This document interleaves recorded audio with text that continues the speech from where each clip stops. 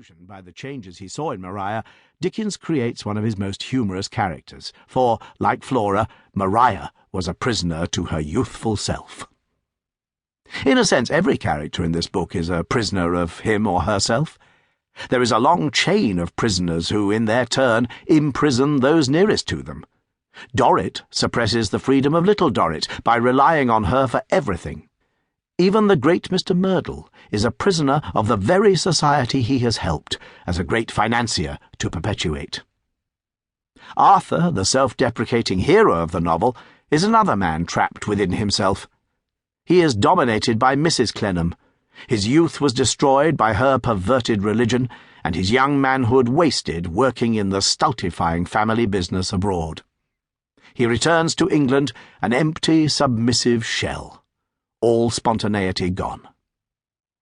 The inhabitants of Bleeding Heart Yard are in their turn imprisoned by poverty, cripplingly low wages, and extortionate rents. Whose fault is it? Nobody's, is the general conclusion once again. Rents charged on people with no means to pay is one of the curses of capitalism, and Dickens's exposure of this oppressive system in the 1850s, though stopping short of demanding the reform of society itself, laid a foundation on which Karl Marx could draw for his socialist writings of the 1860s. Instead, Dickens, as a creative writer, chose to sidestep politics and be true to humanity. Arthur and Little Dorrit will endure the realities of the world and won't try to change it. They will live a good and uneventful existence where, whatever happens, it will be in their eyes ultimately nobody's fault. Father of the Marshalsea. The night was dark, and the prison lamps in the yard and the candles in the prison windows, faintly shining behind many sorts of wry old curtain and blind, had not the air of making it lighter. A few people loitered about, but the greater part of the population was within doors. The old man, taking the right-hand side of the yard, turned in at the third or fourth doorway and began to ascend the stairs. "They are rather dark, sir, but you will not find anything in the way." He paused for a moment before opening a door on the second story.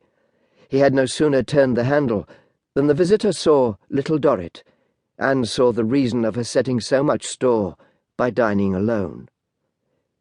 She had brought the meat home that she should have eaten herself, and was already warming it on a gridiron over the fire for her father, clad in an old grey gown and a black cap, awaiting his supper at the table. A clean cloth was spread before him, with knife, fork and spoon, salt cellar, pepper box, glass and pewter ale-pot. Such zests as his particular little phial of cayenne pepper and his pennyworth of pickles in a saucer were not wanting. She started, coloured deeply, and turned white. The visitor, more with his eyes than by the slight impulsive motion of his hand, entreated her to be reassured and to trust him. "I found this gentleman," said the uncle, "Mr. Clennam, William, son of Amy's friend, at the outer gate, wishful as he was going by of paying his respects, but hesitating whether to come in or not. This is my brother William, sir." "I hope," said Arthur, very doubtful what to say, "that my respect for your daughter may explain and justify my desire to be presented to you, sir." "Mr. Clennam," returned the other, rising, taking his cap off in the flat of his hand, and so holding it ready to put on again. "You do me honour. You are welcome, sir," with a low bow. "Frederick, a chair.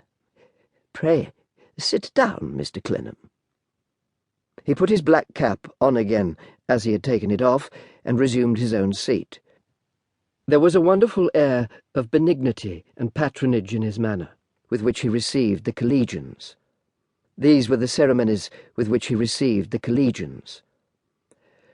"You are welcome to the Marshalsea, sir. I have welcomed many gentlemen to these walls. Perhaps you are aware, my daughter Amy may have mentioned, that I am the father of this place?"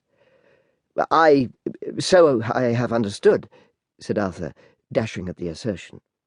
"You know, I dare say, that my daughter Amy was born here."